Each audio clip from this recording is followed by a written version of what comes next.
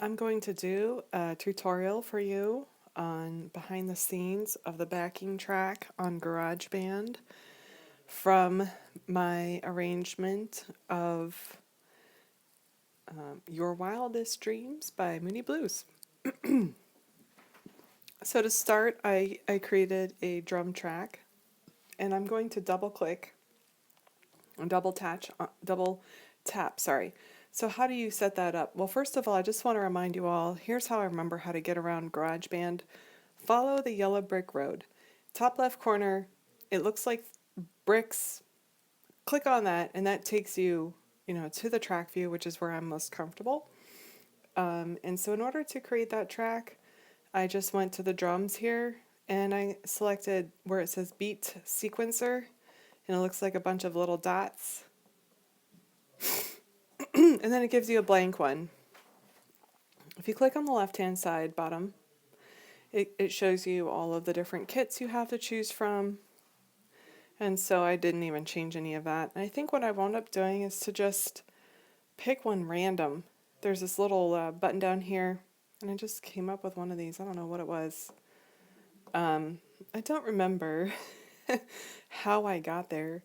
But let's say I picked one this pocket. Now, you see this little this button down here that says power, start, stop, okay? So now that hasn't made its way to the track yet. Let me click the yellow brick road, and I'm going to show you that track is still empty. So here's what I did. I'm going to go now to the track that I recorded for drums, and I remember taking a lot of drums off. It was just too busy. So I just maybe I even clicked the little dice. I forget how I did it. But here's what it sounds like by itself. Okay, now there's two parts to this. If you look at the top, it's 16, it's an increment of 16, so 4 measures of 4. If you want to change that, click on the I in the bottom, and you can change the length. Right now it's at 32 steps. But you can do 16 steps, which is 4 measures of 4, but right now it's 8 measures of 4, and the step length is 1/16 note, so you can change that as well. And then the playback mode is forward for the whole part, and then you have your swing, and that will put swing on the, on the 16th note or the 8th note. You can play around with those settings. So, like I said, I inherited something. I don't know what it was. And I just scaled everything back, and I really like to focus on the bass drum and the snare, and then I discovered this sound, which is the rim shot. And so I wanted to bring your attention, there's two parts to this. First of all, there's one up here, and then if you go to the second half of the of the 16 steps, then you have another setup. Now, this setup is the playback mode, the playback mode is ping pong, okay? So what that means is that it's going to play all the way through and then back again.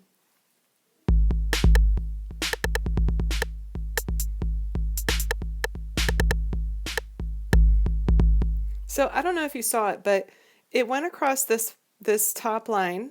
It went to this top line across. Then it ping-ponged for the pink only back. Okay, watch the pink one more time. That was across the top. Now I'll see the second half. Now watch it go back. And you can see that this one is doing its own thing separate from the others. All right, so then let me show you the snare drum. So here's the snare. I did pick a different sound. I think I didn't like the one that was assigned to it. Sorry. I have a cold. Playback mode, I changed this to forward. It was just getting too complex, but I think it was at ping pong as well. So this one is going to go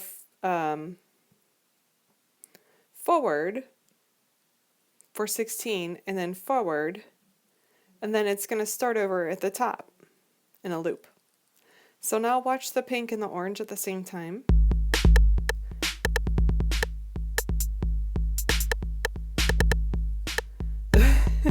I don't know if you can see, they're in sync on the way over one time, and then it just changes.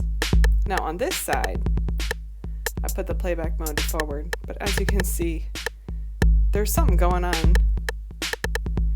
And I forget how that happened. I think it's going like a snake. So anyway, I also like to use this, like I said, I found this from, I took what somebody else did, and I took one of these presets and kind of messed with it. I don't remember which one. Probably Staircase Stepper. So then you can see I have my hi-hat, which is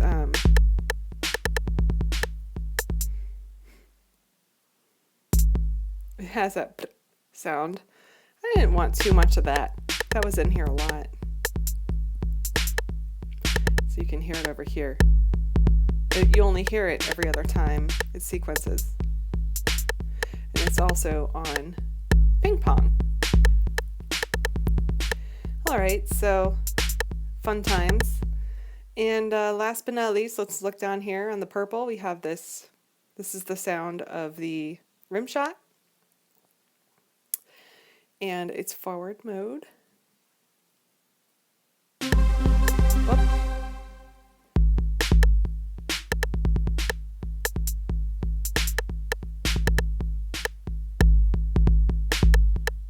It's hard to follow it because it's over 32 and some of them are ping-ponging, but you get a sense.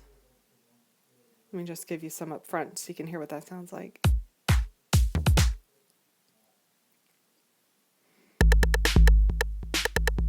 So that's what that sounds like. It's almost like a closed hi-hat is what I was kind of thinking of it as, I think.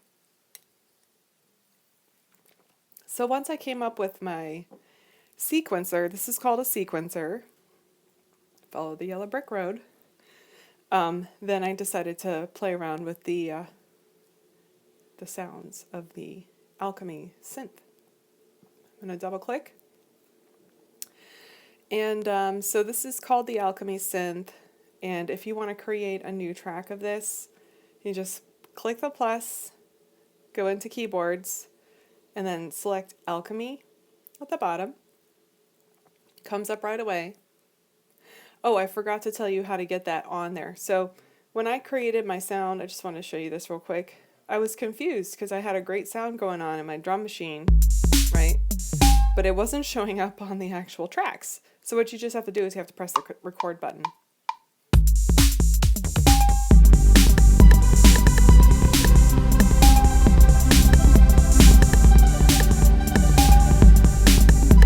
So just to give you a sense of how that, kind of plays out. So you can see it down here, okay? So that's how I made that. Then you can loop it. You just turn it into a loop. Click once on it and then click loop, and it'll have that little space if you do it like that. So that's bad technique, but you get the sense of it. You can cut it, copy it, paste it. Split is fun. You can just use the clippers, split it wherever you want. Yeah, so that's how you get that on there. All right, so I made up the loop, and because of the ping pong, it had a lot of variation, so it wasn't difficult to make it sound interesting. And so then now I'm working on that epic cloud formation sound, and you can see I have 4 sections. And I'm going to go ahead and start a new one so I can show you how I got there. So here's the sound originally. Kind of of liked it. But, you know, I listened to the original and I was like, I wonder how they did that. So I was playing around with the arpeggiator. So the arpeggiator is over here, second from the right. Click on the run, and then it says, do you want to go up, and down, random, or as played? So as played is no arpeggiator. I clicked on down because I wanted to sound high and go low. And then you can set how fast you want it to do that, if it's 16th notes. And then I set for 2 octaves. I did play around with that for 3 or 4. So let me show you what it sounds like. So it just bounces back and forth. And here's 2. And so it starts at the high one and goes to the low. But what I figured out is that it sounds really cool if you do 3 notes at once.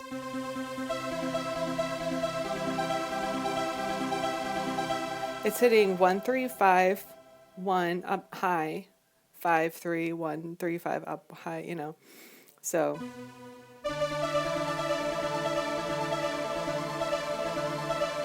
it's just sounding really great when you have multiples. So I had some fun with that. So I just took the bass, I just took the chord progression of the song, which is a simple 1-4-5 song.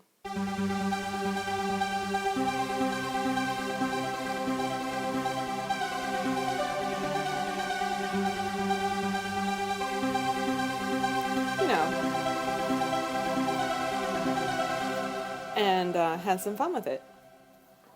And I just really like the sound of it. So I'm going to go back to the track and you can hear that by itself. I'm going to click on the levels button up there in the top left next to the piano is the levels, and then I'm going to just solo this track and you can hear what it sounds like. And I didn't have any problem. I didn't have a problem with if something was late. In fact, I think that kind of adds a little bit of creativity to it. So sometimes I change the chords a little late. And I think that's all right because there's so much overlap anyway. And as long as the bass line's right on, it sounds cool, I think, to have it sort of not necessarily perfect, I guess. So that's what it sounds like by itself. And if I go in here and show you, this is all just played from, you know, my keyboard on the Mac. I didn't even plug a keyboard in.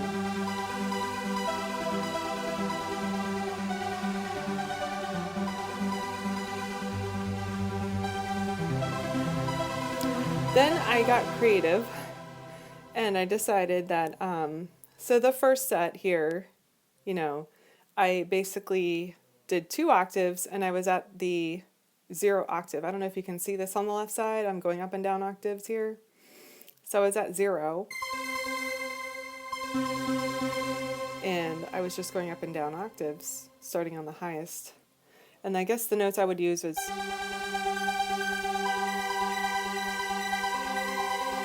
I just like that G, C, and B, of course, because the B natural is the, you know, the fun part of that chord. So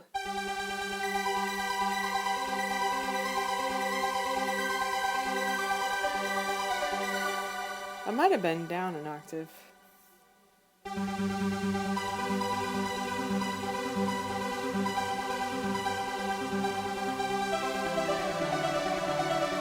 Something like that. I don't remember exactly what I did.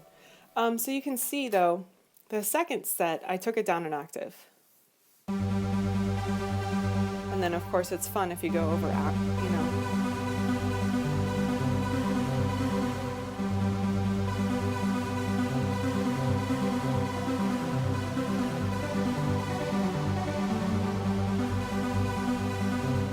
So it's fun if you can, you know, kind of play around with that a little bit. It was just, the chords are G, so G, C, D, G.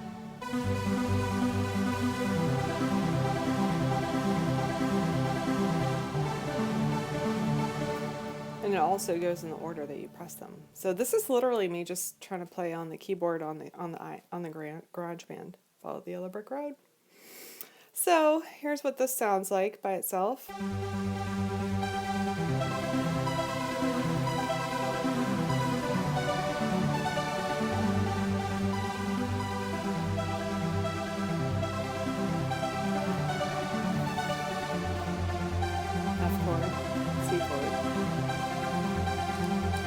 F chord, and then C chord, G chord, C chord, D, G.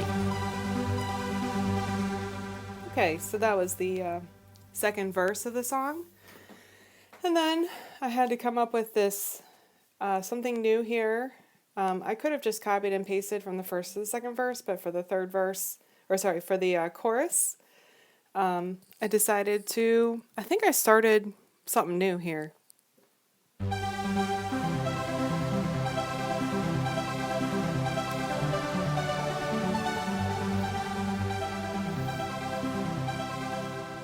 And then when I got here, I just copied and pasted. I think I took this clip right here, and I click on it once, copy, put my cursor, drag this timeline over here, and then if you just click on the timeline, you can click paste and it'll paste it. So that's really easy way to go about doing that. So that was just this good old-fashioned arpeggiator. Good times. Okay, so then the last thing I did is to add a bass line. So I'm going to take off that solo, and I'm going to solo the bass track. And you can hear what it sounds like.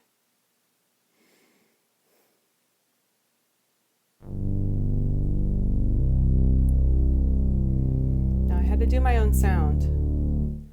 I had to create my own sound because I didn't like the sound that was inherent. So this is called 70s Classic Synth Bass. It's under the bass category, and it's just called 70s Classic Synth. And I'm going to save this preset because I like it. This is called, I'm just going to put my initials there at the end. So that's that. Here's another preset. So you can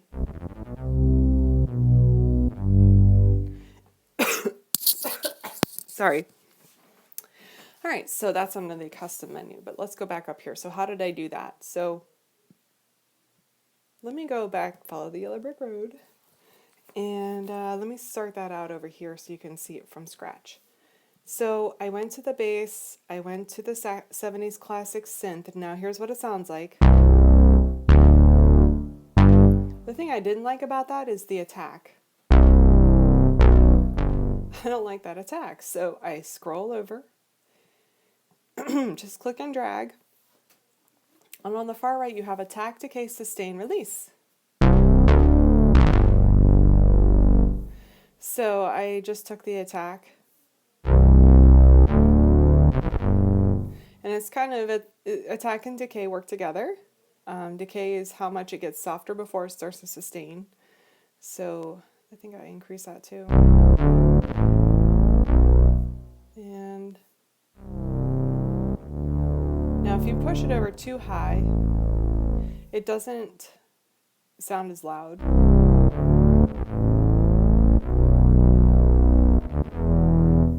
And I wasn't sure about that. So I played around with it. I played around with it a little bit. So here's, notice I'm on the -2 octave now. Once you get down too low, all you hear is that LFO, called low frequency oscillator. It's like, it sounds like a helicopter. Not what I was looking for. I might have actually changed some things in the boxes here. But I also figured out that I could, if I connected from one note to the next, it didn't have as much of an attack. So the first one is attacked. As long as you do legato for the rest, the attack goes away.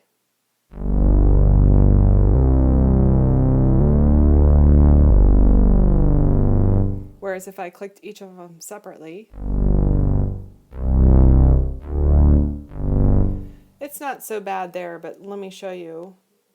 I did wind up having a little bit of an attack. You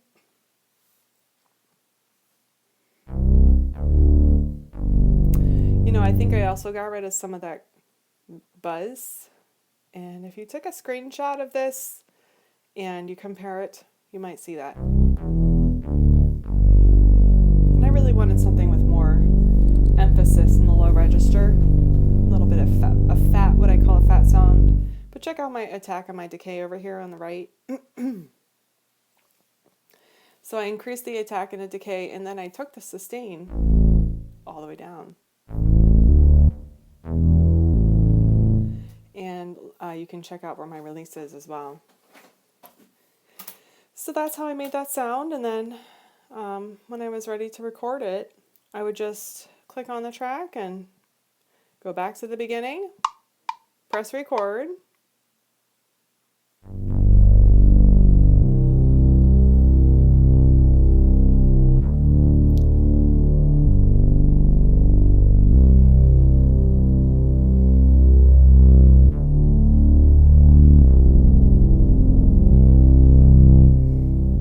so you can see it's all long notes, and I'm sliding. You can't see my fingers, but I'm sliding from one note to the next. So back to, now that gave me this synth. This is the MIDI track right here. And like I said, you can edit that. If you make a mistake, you just click on it. You can scroll up and, you know, set it up perfect. You can quantize it. You can move little bits around, you know, get them to match up perfectly on the ends, the bar lines and such. But I didn't do that. And quantize, let me see if I can show that to you. Quantize is when you snap it to a certain setting. So I have none on. If I wanted to, I could snap it to like quarter notes, eighth notes, 16th notes. Let's do eighth notes. And if we do that, you can look, let's see if it worked. If I go to edit. Yeah. So all of those notes that were previously a little bit off, this one got snapped to the wrong edge. But, you know, they get snapped to whatever direction, you know, that you set it to snap to. So if it's an eighth note, it'll get snapped to an eighth note. So that's how that works. I think that worked. Maybe it has to be while you record. Play around with that. Somebody will leave me a comment, tell me that I did it wrong. Okay, so that's the bass line. I'll play it by itself. Whoops, follow the yellow brick road. There it is. And I did that while I was listening. You know, it wasn't like I did that in solo. So there's that. Oops, what did I do wrong?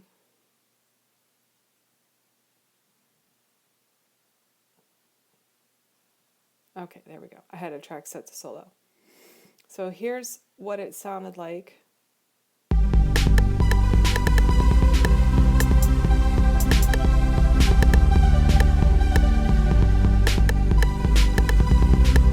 don't know if I told you this yet, but this is a loop. It's 8 bars, and then I just looped it. And so then I got to a quandary. I was like, well, if I'm going to record my trombone, I have to have 4 clicks.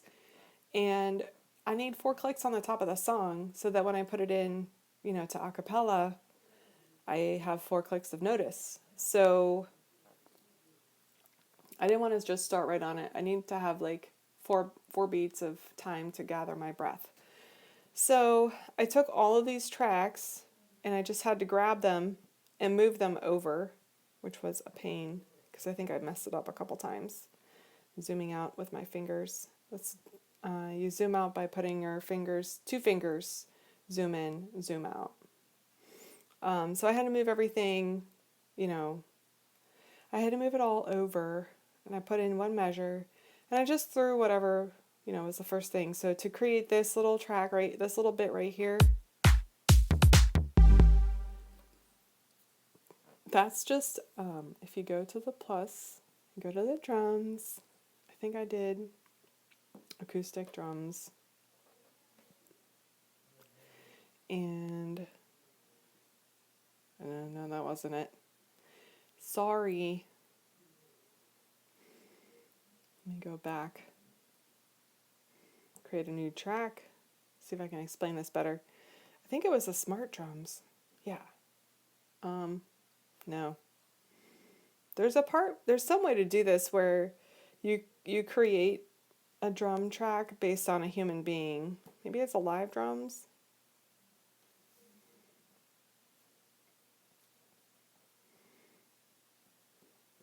Here we go. This is what it's called. And this is like basically audio loops. And I clicked acoustic on the left. And I was already preset to somebody named Leah. Let me find Leah. And so here's a track that Leah automatically comes with. And so I just basically had to delete the extra stuff because there was a lot of tracks. I just needed 4 beats. So that's how I added those 4 beats, literally. And then if I follow the yellow brick road, you'll see that's kind of what happened there. So I had to delete all these extra ones. And just take my Leah track, beat, and select it. I have to click on it once. And then I'm just going to drag.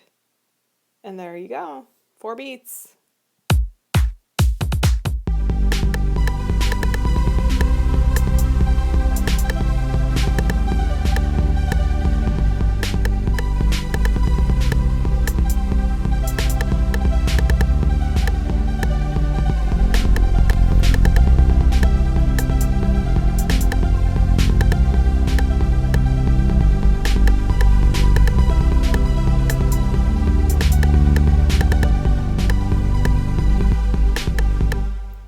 And then I just recorded the trombone playing the melody over it. And these first 16 bars were melody. Second 16 bars I did an improvisation. And then this part I came back in with the chorus. And then it ended out with a melody. It's actually a 60 bar, it's actually like a 64 bar form on the original. And I just cut off some measures to sort of make it easier to put the notes in. These rock songs from the 80s, they're not as simple. They're simple chord-wise, but the arrangements are always complex, There's parts that open and they don't do the same thing every time. And Moody Blues, I liked them when I was, growing up. I became familiar through my dad's records. And I really, I remember this song I actually discovered them in high school, and I remember this song, and I think I still have it memorized. So I just really liked it back in high school. I was really into old music, even in high school, 70s, 60s. So, this is really fun for me to do in 2020, is to take it and do a remix, basically. So yeah, so that's how it sounded. And then basically, then I took this and, this is a little bit confusing, so I'm going to give you this. So let's say you're finished with your song. Well, how do you get it into Acapella? So you just click on this top left corner to save it. And when you save it, this is what it looks like when you load it up. It automatically saves all the time. And it saves automatically to the cloud. And then you have to hold it down and then click rename to rename it.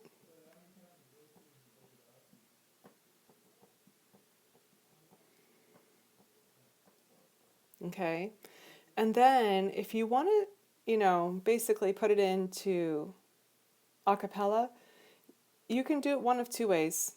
You can utilize your recording function. So I don't know if you see here, but I am recording the screen. So that's what I wound up doing, is recording the screen. Turn off the microphone. Another way you can do it is to, don't click it once like I just did. You have to hold it down. And, whoops. Hold it down and click share. And then here you have the option of sharing it as a project, a ringtone, or song. And if you choose song, you have the options of all the different waveform types. Wave being the universal waveform, but it's also a very, very big file. So you could also share it as a high quality, which I don't think 192 kbits per second is actually very good. I wouldn't go less than 256 personally. So I usually just do uncompressed WAV files. You click share, and then this is the part where you have to have a little bit of space on your device because it's going to ask you where. And you can throw it into an app or you can share it in your files.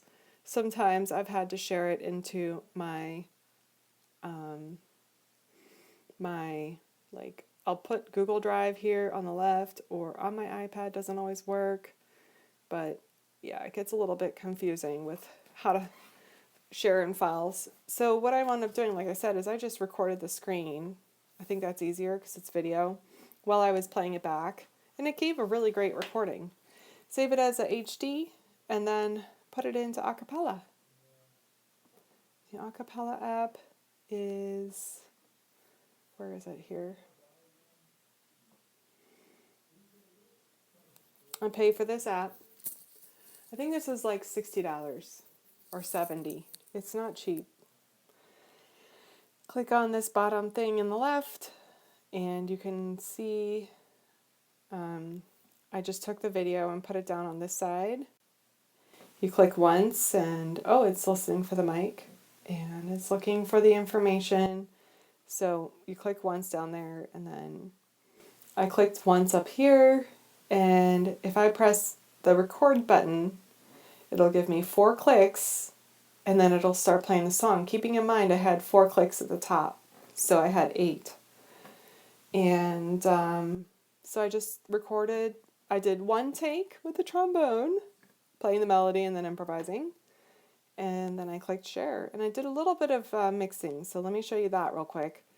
Left hand bottom side with a little speaker icon for the top.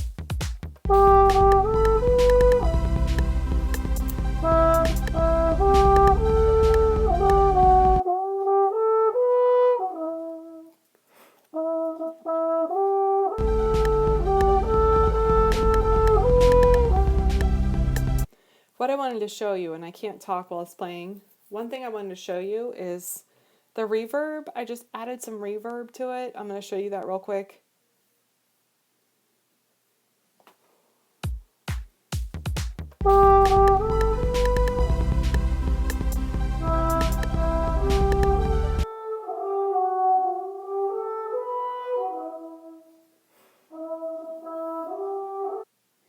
So that was just a heads up.